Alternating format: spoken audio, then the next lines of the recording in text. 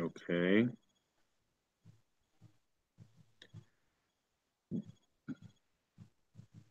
So we're officially live. Um, just trying to see if I can find that we're live so I can share it in the Facebook group. I got you. Hold on. I got it. You gonna do it? We can both do it, but Yeah, we can both do it, honestly.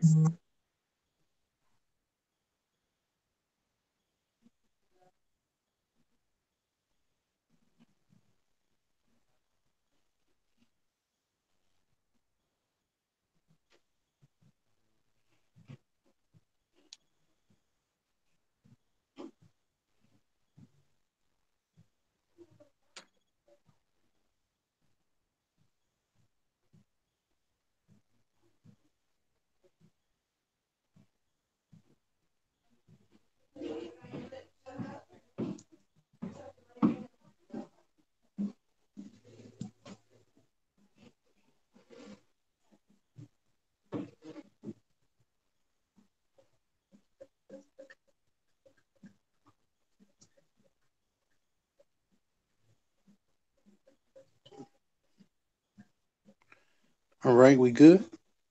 Yeah, just about. Good afternoon, folks.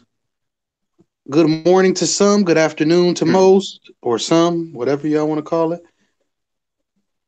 We'll give it a couple seconds here. Um, got a little bit of views. We got some views we want to get off our chest today. Yes, indeed. I'm gonna start with saying a few things while we give it a couple seconds. Make sure you guys go and check out our podcasts when we drop them. Go ahead and subscribe to them. We are on Google Podcasts. We are on the list of them are Google Podcasts, is Castbox, um, Stitcher, Spotify. Radio Public. Um, I know for sure we're on all of these because I actually checked it out last night, or excuse me, at 5 o'clock this morning. I was checking out, making sure we could find everything. I will be posting the URL to the we'll be posting the URL to everything pretty much moving forward. But we got to make sure we post the URLs for everything on the actual stream. For sure. But that's we'll take care of that as we go.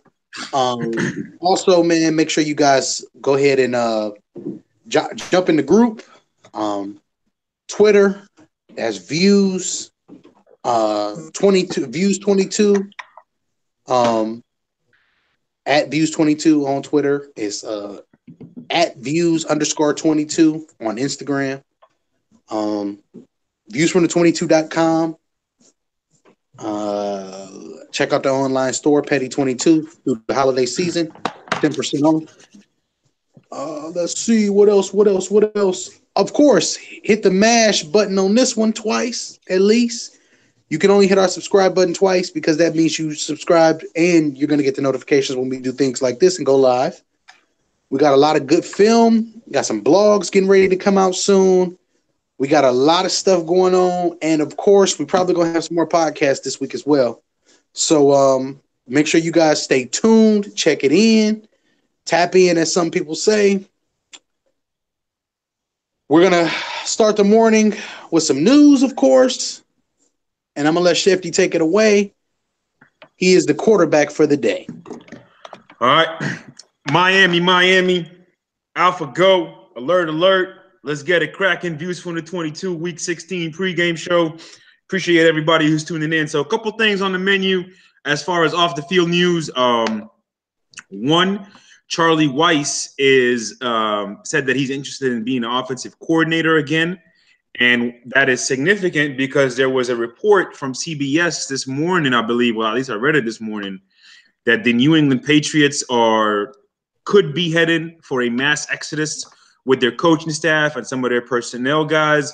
Some of the names that were mentioned were Nick Caserio, Brian Flores, and obviously Josh McDaniels. So we know the history with Josh McDaniels of Denver, and then obviously last year with Indy when he was the head coach for all of 30 seconds.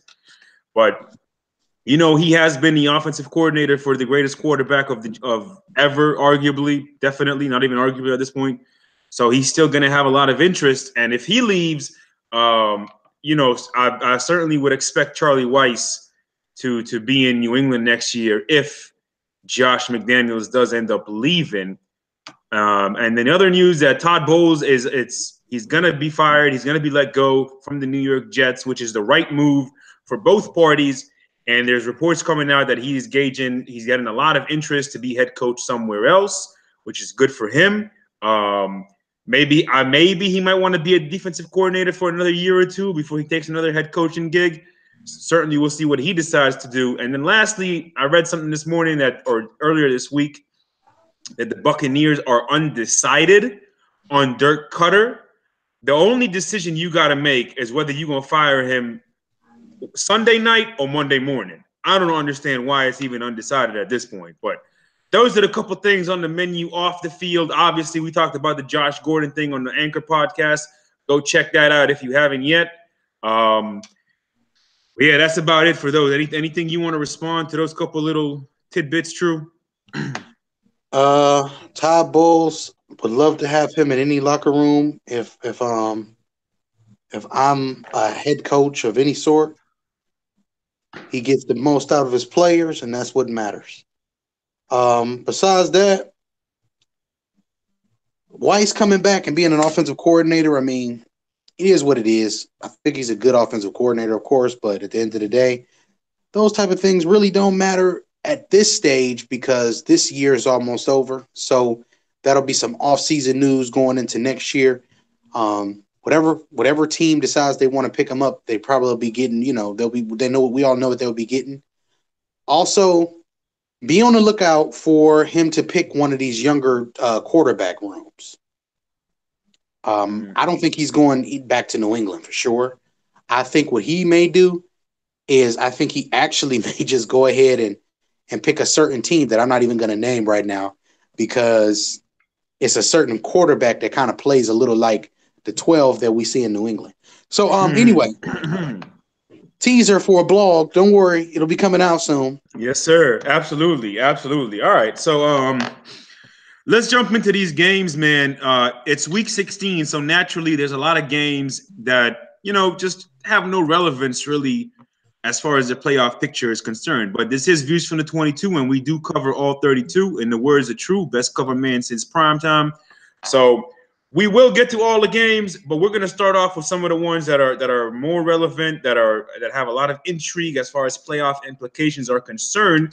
And we're going to start with the Super Bowl champions. And yes, sir, they are the Super Bowl champions, and they have the Super Bowl MVP back at the helm. I went to the doctor earlier this week, True. I had a bit of a stomach ache, and he asked me, did I eat something different? I told him, well, I ate more Nick Foles crow because I just keep eating Nick Foles crow.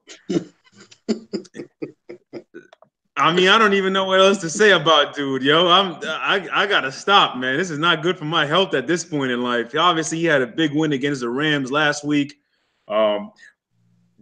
Pretty similar of an opponent, somewhat. Good defense, decent running game, explosive on the passing game. What you got on this game, True?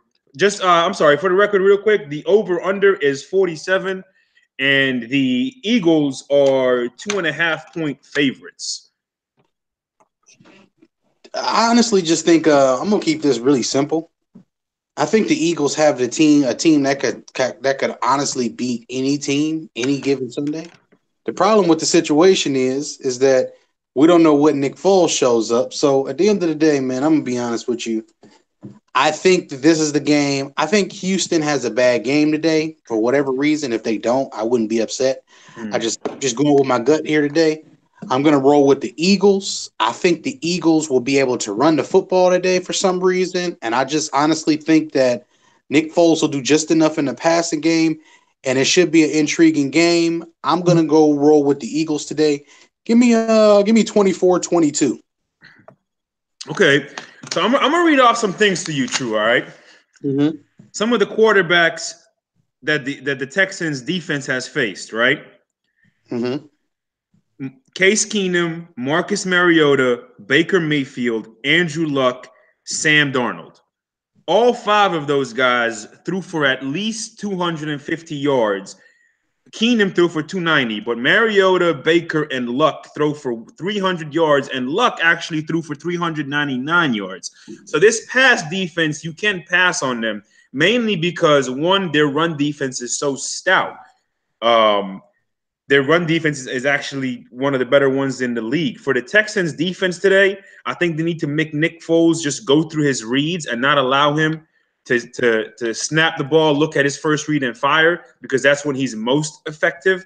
And then obviously you need to get pressure on him. You don't get pressure on him, he's going to pick you apart. And that's just the way it goes. In an effort to see, here's the thing, right? 2018 has been probably my worst year as far as predictions are concerned on a week-to-week basis. Mm-hmm. So heading into 2019, Germ, I'm trying to bring some better energy towards my prediction. I'm trying to get some better karma. So for the purposes of that, I am, for the first time, picking Nick Foles to win a football game versus the Houston Texans. Give me the Eagles 27-24. Next game, we're going to jump into the Super Bowl opponents of the Eagles from last year, and that is the New England Patriots. Obviously, there have been a lot of talks about the Patriots and their struggles, and we know about the Josh Gordon thing. Julian Edelman seems to have lost a step, or he's not 100% right. Shout out to Marcus Blackstock. He said when he watches Gronk this year, he feels like he's watching Shaq with the Cavs. That is rough, but that is very fair. Or maybe even Shaq with the Celtics, honestly, because he just has not looked very good. The Buffalo's defense, I'm sure you're going to touch on it, True, has been exceptional. What you got on this game? The over-under is 44.5, and believe it or not, the Patriots are 13.5-point favorites. Here's the problem. Are you going to is Tom Brady going to be held to under 21 points in consecutive weeks? The Bills defense has the defense to do it. Mm-hmm. I like the Bills defense. I think they play well on every level. Mm-hmm. They have drafted so well with some of the pieces they put. They've even brought in good free agents. So this particular team, man, I'm just going to be honest, man. I think the Patriots obviously need this win. They need to win. Like, this is the first time we're talking about the Patriots needing a win in late December. So, Merry Christmas, Happy New Year, whatever it is that you got to say. Give me the Patriots, 23. Give me the Bills. Give them the regular 14 points, man. Hey, man, it certainly is a jolly Christmas for the haters. Aaron Rodgers not playing good. Drew Brees has been a little Patrick Mahomes lost. Tom Brady hasn't been playing good. So, for some of the better quarterbacks that are polarizing, to say the least, it hasn't been their best year, and that's another thing that we will be touching on later from the Views from the 22 crew. A couple numbers to throw at y'all real quick. So the Patriots' run defense really is their Achilles heel, and they have not been able to get off the field on third down as well as they have in previous years. Josh Allen in his last 4 games, right? 99 yards, 135 yards, 101 yards, and 16 yards. That is Josh Allen's rushing numbers over the last 4 games. And he has 3 rushing touchdowns total. If you hark back when they played the Bears, Mitch Trubisky threw for 330 yards, and he ran for 80 yards, including a touchdown, maybe even 2. So that is certainly going to be a factor in today's game. You talked about Buffalo's defense. I'm going to name some of the quarterbacks that they faced this year. Kirk Cousins, Aaron Rodgers, Marcus Mariota, Deshaun Watson, Andrew Luck, Matt Stafford, and Tom Brady. Only one of those quarterbacks has thrown for 300 yards versus this defense. It was Tom Brady. And that was Tom Brady. And so I expect this game to be a James White special. He may have about 9 to 12 catches in the flats, swing passes, little check downs, Texas routes. I expect Chris Hogan against his former team to have some big games as well. They definitely, like we said, they need a win today. Give me New England in a relatively close ball game, 29-24. Next game we're going to – I am. Just because I think this defense – I don't trust the Patriots defense. I just don't trust it, honestly. And I think there's going to be a lot of runs in this game by the Bills. And I think they're going to make it competitive. I just believe they're going to make it competitive because New England hasn't shown me that they can blow a team out of the water. They should have blown Tennessee out of the water. They should have blown an endless amount of teams out of the water, and they just never put them away for one reason or another. Next game we're going to move past is to the Steelers visiting the Saints down in the Big Easy. This could be the game of the week. This is the game of the week, especially if you're in the AFC. This with Baltimore winning last night, this game suddenly is a must win for the Steelers. Unfortunately, they put themselves in this position, Drew. They lost to the Broncos. They blew a lead to the Chargers. They tied the Browns. So they've had a couple bad losses or bad non-wins, however you want to look at it. And they only have themselves to blame for being in this position, particularly when you consider that they don't have Le'Veon Bell. And the reason they don't have Le'Veon Bell is because of their own damn fault. Over-under on this game is 53. The Steelers are 6.5-point underdogs. Who you got in this game, True? And what you got on this game? Man, for this particular game, man, the Saints are reeling a little bit. They're coming back. They're dialing back. They're winning some ugly games. That shows you defensively that they've taken the step to be a better team. However, here's the thing. The Steelers' defense has overachieved in certain aspects. Mm-hmm. I don't really like the Steelers' personnel, as I've always said, but the personnel seems to be playing well enough for them to be okay right now. They're getting just enough pressure with some of these 4- and 5-man fronts that is helping mask some of the flaws of that defense. So with all that being said, I really expect this game to be another one of those muddy games. But for some reason, I want to pick Pittsburgh, right? Mm-hmm. But my gut won't let me because it's saying, hey, Germ, you do know that Drew Brees and them are playing for something at this particular stage of the year.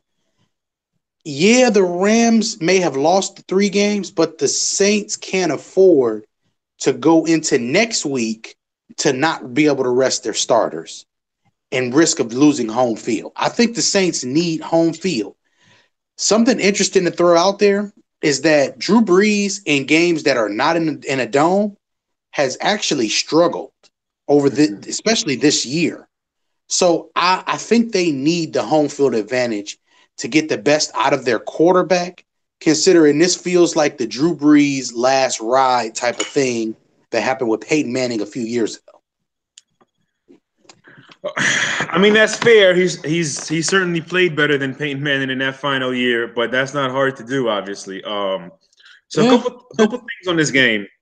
Both of these teams are top 5 in points per game. Both of these teams are top 10 in third down conversions. Both of these teams are good in the red zone. The Steelers, surprisingly, are actually the best team in football in the red zone. And I think it's like the highest margin since 2003. So for this game, it's either shootout or blowout. And I'm going to go with a shootout. I expect the Steelers to somewhat keep pace. I'd like Samuels, the way they involve him in the passing game.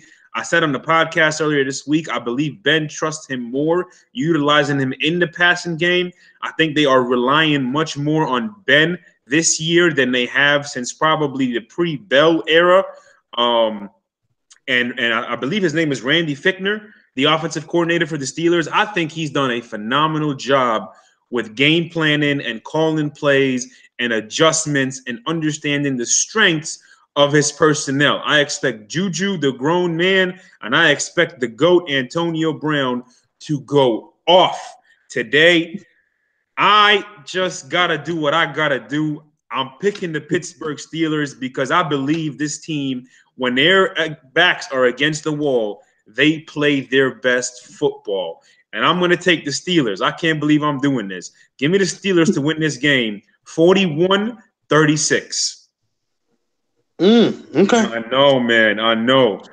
Moving on to the Sunday night showdown. Had the Chargers won last night, this game would have had way more intrigue. Nonetheless, it's still very intriguing. None of the seedings are locked up by any stretch. The Seattle Seahawks are still vying for an NFC wild card. And obviously, I'm talking about the Chiefs at Seahawks. Chiefs at Seahawks. Over-under is 55. The Chiefs are 2.5-point favorites, which really means nothing. Sunday night matchup. The Chiefs offense is top 5 on third down. Seattle's defense is top 5 on third down. I believe the Chiefs' Achilles heel is the run defense, their run defense. And so I just think we've seen so many teams, so many quarterbacks play in Seattle for the first time, and they just do not look the same. This defense for the Seahawks is good. Shout out to Pete Carroll. I cannot keep stressing how good of a job that he's done overall, particularly with this defense. I think control and efficient offense is the way to beat Kansas City, or at least one of the things you need to do to beat Kansas City. And I believe Seattle can do that. And I also believe they're going to find ways to pressure Patrick Mahomes and make him hold on to that ball just a tad bit longer than he would like. So what you got on this game, True? This game, I really like Seattle's defense. I think Seattle's interior gets really, really good pressure. It complements whatever they do on the outside. Bobby Wagner is the best linebacker in pro football. It's not even a debate. Shaquille Griffin. Shaquille Griffin is a very intriguing corner for me. Why he's an intriguing corner is because he's 6'1", he weighs 200 pounds, and he can move better than Richard Sherman could. But at the same time, he still gives you a unique blend of speed, athleticism, and everything you can ask for. He's also, you can tell each week, getting smarter. I think he needs to work on a little bit of tweaking of some techniques of the way he opens his hips on certain routes. And I think he needs to figure out, with his athletic ability, he can be a one-side corner, a guy on the corner at the corner position who can lock down and secure a side of the field with everything he has, because he has the tools. So with that being said, I think I want to see him today against Cheetah Bo. I think his size over Cheetah Bo and his speed should be enough to disrupt some things and to get up under some routes that Cheetah Bo likes to do. I really want to see them double Cheetah Bo on anything that is a crossing route, a deep over. Let's be game plan specific. Let's be personnel specific today. I want to see them also go into one other thing. I know they've been playing more cover 2. I think in this game, you need to focus more on robber concepts. And the robber concept in particular is because of some of the routes that the Kansas City Chiefs run. I want to see some robber concepts, bring back a little bit of that old Legion of Boom flavor, because I think that is the Achilles heel of this team when they don't have their full complement of weapons for the Kansas City Chiefs. We need the interior to get pressure, though, on Dancer, on Prancer, on Vixen, Comet and Cupid and Donald and Blitzen. Let's go. I need the full house of reindeers, because Rudolph, who is Mr. Patrick Mahomes, he is the most famous one of them all, and he will sling that rock around the field. So let's go. Give me the Seahawks, though, today. They got to bounce back. Russell Wilson has to play better. Yes. If y'all want to argue with somebody about Russell Wilson, I'm here for it, because he's not the quarterback that people think he is. Yes, he's intelligent. Yes, he does have some great intangible things that he does. But at the end of the day, he is not a very good quarterback when it comes to timing, anticipation, and even route recognition sometimes, and understanding coverages. He is not very good at that. Yeah. He still plays a lot like the college Russell Wilson that we've seen at Wisconsin and NC State. So give me the Seahawks today. The number one rushing defense against the number one rushing offense against one of the defenses that like to get pressure because they normally have a lead. That should negate the edge rushers for the Kansas City Chiefs. And, of course, the Russell Wilson effect where he likes to juke people and do the hokey pokey and turn himself about. Give me the Seahawks today, 29-26. I like this game to be relatively close, but I think the Seahawks can make two more plays, one on defense and one on offense to ultimately make the play. Shout out to Eric Berry, the captain, man. I love you, bro. Keep doing your thing, and stay healthy because we need to see you in January. Ain't much for me to really add to that. You just broke that down beautifully. I'm also picking the Seahawks to win this game. You said 29-27?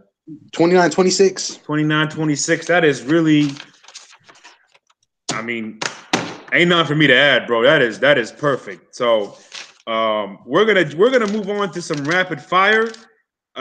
We got a couple more games on the schedule. Obviously, we had 2 games last night. We got 1 more tomorrow.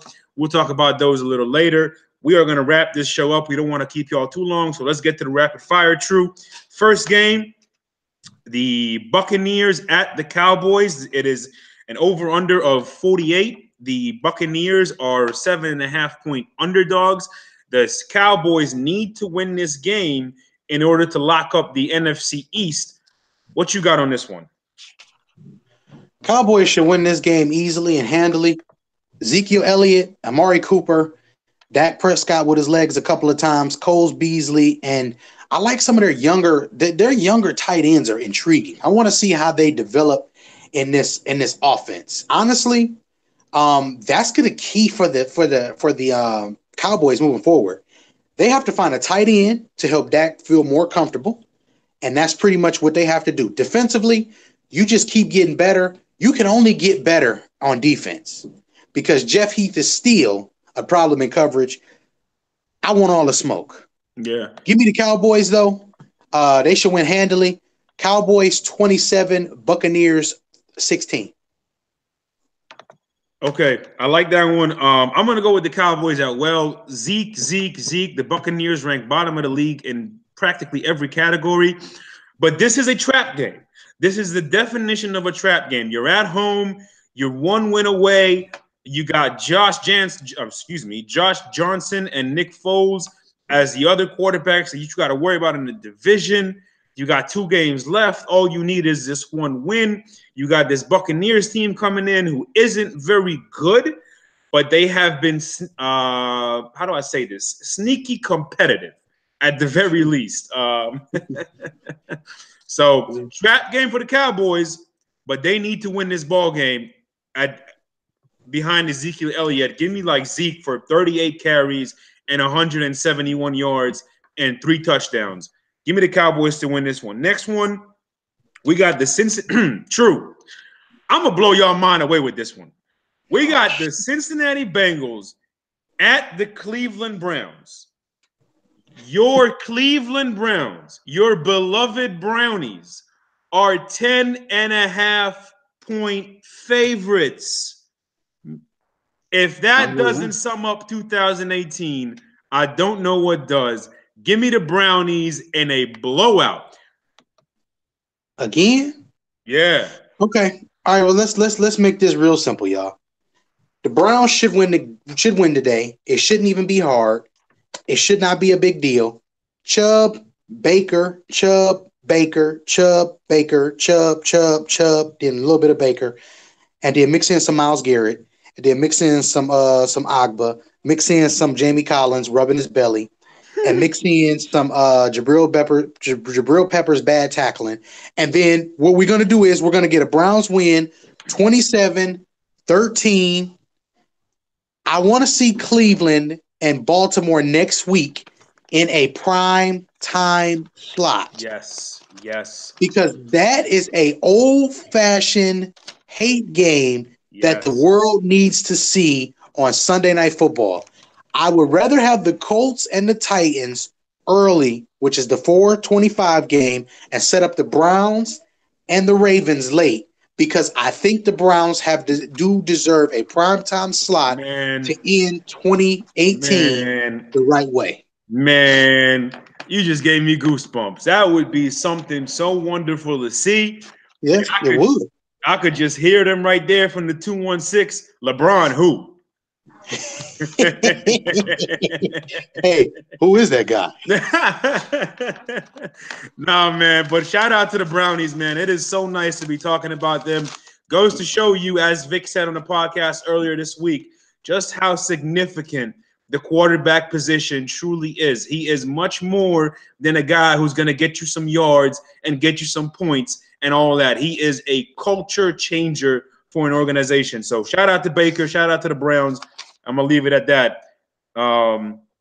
Next game, another division game. We got the Vikings at the Lions. The Vikings have not locked up the playoffs by any stretch. They do need to win these last two games, I do believe. They played better last week. From what I heard, the new offensive coordinator, when they went into the meeting on Monday after the Dolphins game, the first thing he started pointing out was how bad they played and how they could have played better and how they should have put away the Dolphins much earlier. And obviously, when you have a 21-point lead, there's no reason for the game to continue to be relevant as you head into the fourth quarter. So obviously, there's an emphasis to run the ball with this new coordinator. They're playing a division foe who is playing for pride and would love an opportunity to hinder your playoff chances. The over-under in this game is 43. The Vikings are 7-point favorites on the road. What you got in this game, True? Vikings. We just need to wrap up our playoff spot because January is the land of opportunity. We're gonna call it SmackDown Live. At the end of the day, man, listen, the Vikings just, you know what? But what really irritates me about the Vikings is I was right about something. And what I was right about is I said Kirk Cousins is not going to put them in a better spot.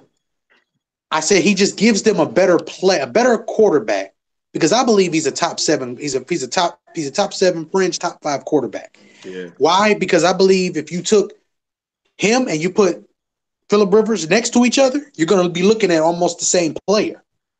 I think he makes a little bit better decisions. But ultimately, I think he just doesn't have some of the throwing. Well, he does have the throwing platforms, because if you look, they're just too. They're so similar. But the bigger picture, the offensive line has been so bad. And I said it to Mo and Vic last year. I said Mo and Vic was about to cuss me out. They may have exiled me from the group too. But they said to me, Jerm, well, he's a great quarterback. Quarterbacking is important. But I said that offensive line, I just don't trust it. Yeah. I trusted my gut, and my gut didn't lie to me again. Shout out to them guys, because we were still right about the Kirk Cousins aspect of it. But it's just so hard to win consistently when you can't win in the trenches. It is. And they struggle with that. So I need to see that offensive line play better. No beef, no Lombardi is right there. And then trap. Perfect combination. Hey, man, you wore that hoodie today. Knew we was got this conversation.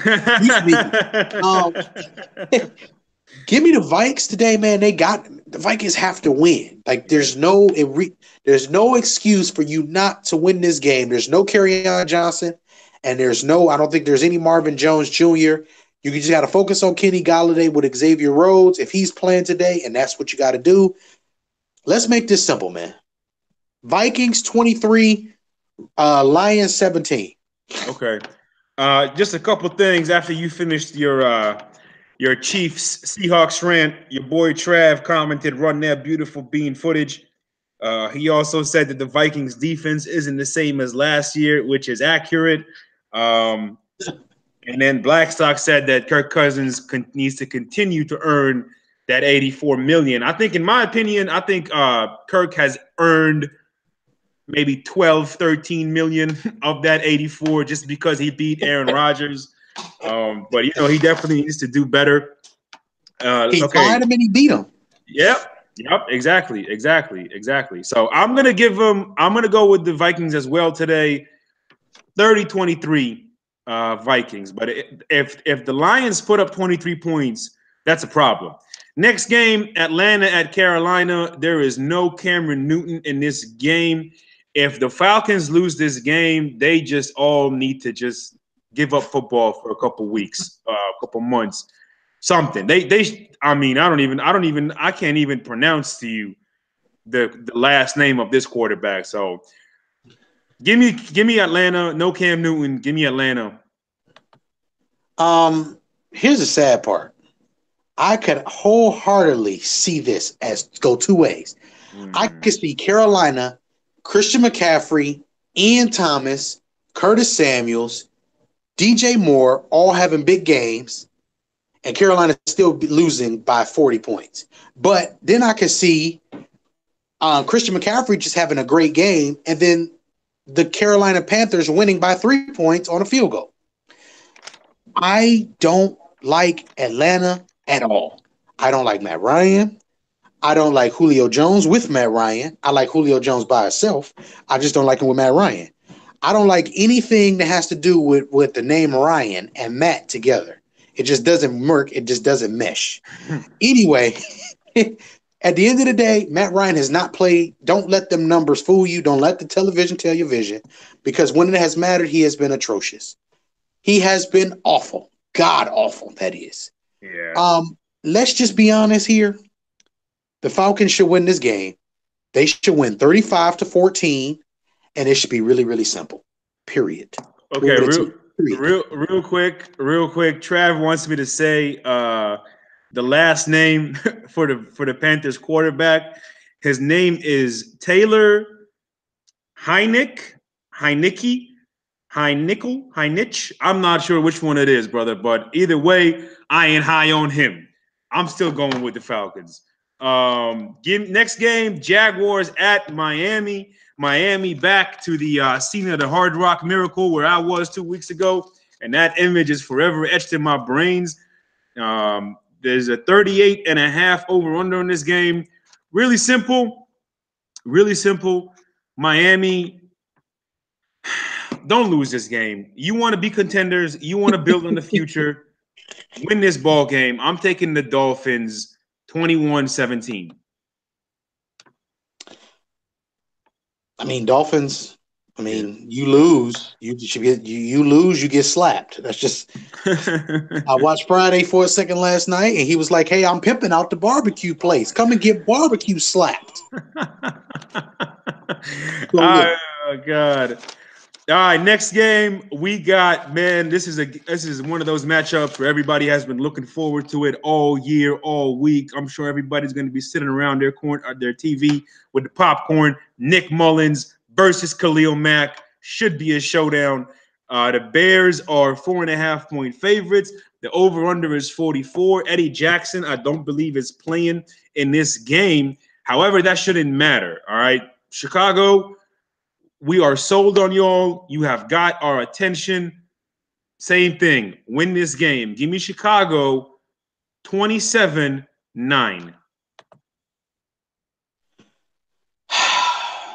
I want to see 2 touchdowns from the defense, 2 touchdowns from the special teams, and 2 touchdowns from the offense. I'm making a Christmas list.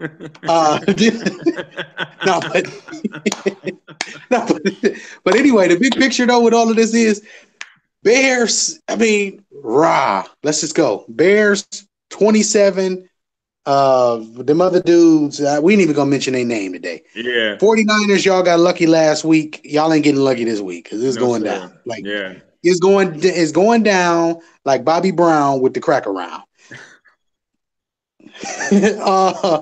Give me the goddamn Bears. Let's go. 27-13. I got you. Last game, no Todd Gurley likely in this game. They're still 14.5 points favorites. Rams. I think he said he's active. I think they said he's active.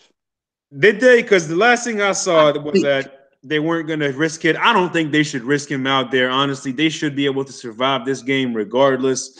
But who knows? Regardless, I'm still taking the Rams in this one. I'm going to take the Rams 24-16.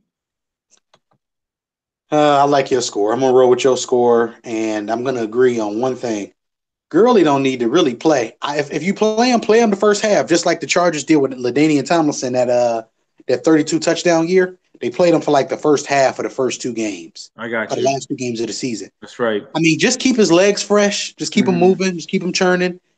That's it. You know what I'm saying? Or limit his number of snaps. Say you only want him 20 carries, 10 and 10. Just limit his snaps. Something. Keep him out of just save the player, save his legs. Give me the Rams, same score he has. Next game, man. That about wraps it up. I'm gonna give it back to you, True, and if you have any final thoughts, and then I'll do the promos and I'll lock it down. Anything you want to add? Last but not least, man, let's just highlight one big thing for this particular week. Hey man, I want to see what the Steelers do, of course, today, man. AFC North is crazy. The Steelers, man, they just got to win. Man, I gotta say this, and it hurts me so bad. Oh, we may have to see Lamar Jackson in January. Nope. And it's just so depressing because people are going to throw the narrative that he's actually good, but he's not. And I'm tired of it. He's just not good. He's not a good quarterback. Anybody who wants to argue, I'm here. Just know that I got receipts. And I said some things about him in the scouting combine just from some throws he made. He's making the same throws he made in the combine. He's flat-footed. There's no synergy on the ball. He doesn't snap his hips when he throws. He doesn't move his feet very well. The only time he's moving his feet well is when he's doing what he's naturally good at, his natural instincts, or as a runner. It's not as a quarterback. So with that being said, I just want to see the Steelers go out there and put up a good performance today. I want to see the Browns go out there and put up a good performance today.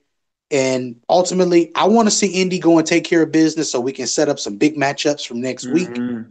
I'm just trying to live for next week because next week is the week. We will know all playoff seeding officially. New England, please take care of your business today because we need to see you in January because no 12 in January is equivalent to Santa Claus never coming to town. Hey man, no 12 in January is like going to Pizza Hut and they don't have any pizza. All right, it's like going to a gas station and they out of gas. It just don't make sense. It's not right.